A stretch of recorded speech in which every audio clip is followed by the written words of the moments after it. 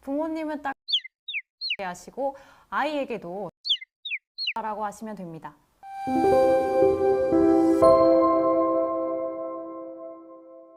학교 폭력의 모든 것, 학교로TV 김다희 변호사입니다.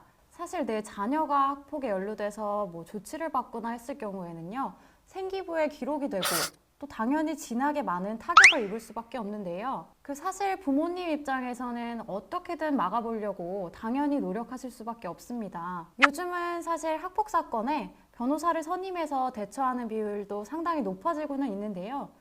아직까지는 여러 가지 사유로 인해서 선임 없이 대응하시는 분들도 많이 있습니다.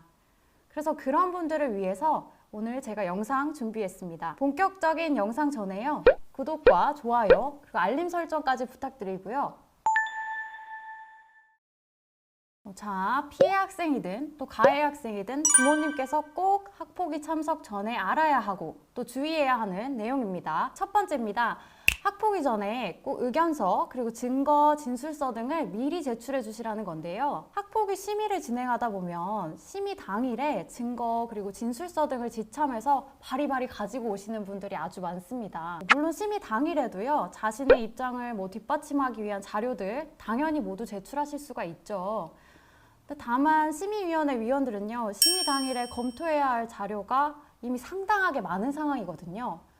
전담기구에서의 조사 결과 보고서도 있고, 학생의 자기변론서에 확인서에 또 학부모 확인서까지 이미 제출되어 있는 자료들이 상당히 많이 있습니다. 또 관련 학생들이 아주 여러 명인 경우에는요, 더욱더 사실관계 파악에 아주 정신이 없는 상황일 수 있거든요. 그런데 심의 바로 직전에 자료들을 많이 가지고 오시게 되면, 또 게다가 그 자료의 양이 엄청나게 방대한 경우라면 이를 하나하나 꼼꼼하게 검토해서 심의에 반영하는 것이 당연히 쉽지가 않습니다. 그래서 제가 꼭 말씀드리고 싶은 거는요, 추가적인 증거나 진술서 등 이런 자료들을 제출하고 싶으신 경우에는 강조해야 될 부분들을 아주 잘 표시해서 또 중요한 증거들을 순차적으로 나열하는 등 한눈에 보기 쉽게 잘 정리하셔서 적어도 심의위원회 하루 전까지는 좀 미리 제출해 주시라는 건데요. 그렇게 되면 당연히 당일에 제출하는 것보다 내 입장이 더 잘 반영될 수가 있습니다.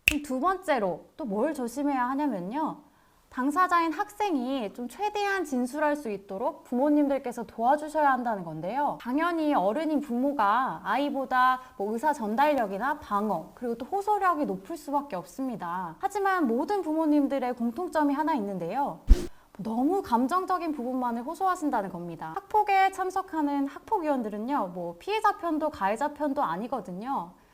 그렇기 때문에 사실관계만을 놓고 따지지 어떤 감정적인 호소에 판단이 흐려지지는 않습니다. 어떻게 보면 오히려 사실관계나 법률관계 부분을 뒷전으로 하고 감정적인 부분에만 호소하다 보면 더 불리한 결과가 발생할 수도 있다는 얘기인데요. 그래서 차라리 학폭위 참석 전에 전문가와 상담을 좀 해보시고 또 아이하고 진지하게 이야기도 해보시고요.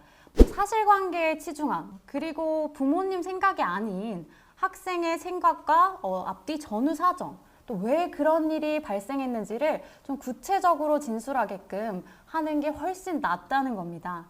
그러던 중에 아이가 당연히 곤란해야 하는 경우도 있을 수 있고 또 말문이 막히는 경우도 있을 수 있어요. 그때 부모님께서 개입하셔서 부가적인 설명들을 차분하게 해주시는 것이 가장 현명한 방법입니다. 물론 사실관계나 어떤 전후 사정들에 관한 법률적인 의견서를요, 학폭위 전에 제출해 주시는 게 가장 좋지만요, 그런 게 사정상 되지 않는다면 학폭위 참석하셔서 절대 감정적인 부분에만 호소하시지는 마시라는 겁니다. 자, 또 그리고 중요한 세 번째입니다.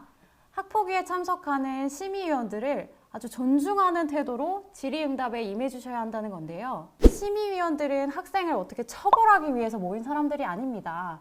선도하기 위해 모인 사람들인데요. 다만 신고된 내용에 대해서 사실관계를 확인해야 되기 때문에 부모 입장에서는 왜 우리 애만 나쁜 놈으로 몰아가세요? 이렇게 다소 공격적인 질문을 받는 것처럼 느껴질 때도 있을 겁니다. 하지만 그렇다고 심의위원들이 내 아이의 적이라고 판단하시거나 내 아이가 뭘 잘못했냐는 듯한 태도로 이렇게 질의응답에 임하시면 절대 안 되거든요. 심의위원들도 사람이기 때문에요, 제각각의 심증을 갖기 마련입니다. 심의위원들을 존중하는 태도로 내 아이의 입장을 차분하게 전달해 주셔야 불필요한 나쁜 심증들이 형성되는 것을 차단할 수가 있습니다. 물론 학폭위 참석하기 전에 굉장히 준비해야 될 내용도 많고요. 또 어떻게 진술해야 되는지 충분한 이야기도 아이와 나눠보셔야 하는데요. 참석했을 때 예상되는 질문이 뭔지, 또 그에 대해서 어떻게 대답해야 하는지 너무나도 많은 주의점이 있습니다. 하지만 그 중에서도 오늘 제가 말씀드린 내용은 아주 가장 기본적으로 알고 가셔야 하는 내용이기 때문에 제가 강조해서 말씀드리는 부분이고요. 만약 이에 대해 궁금증이 있으시다면요. 언제든 저희 학교로TV로 댓글 그리고 전화 주시면 언제든지 친절하게 알려드리겠습니다. 오늘 주제는 여기까지고요. 다음 주제도 학교 생활에 관한 주제로 찾아뵙도록 하겠습니다. 오늘 영상 끝까지 봐주셔서 정말 감사드립니다.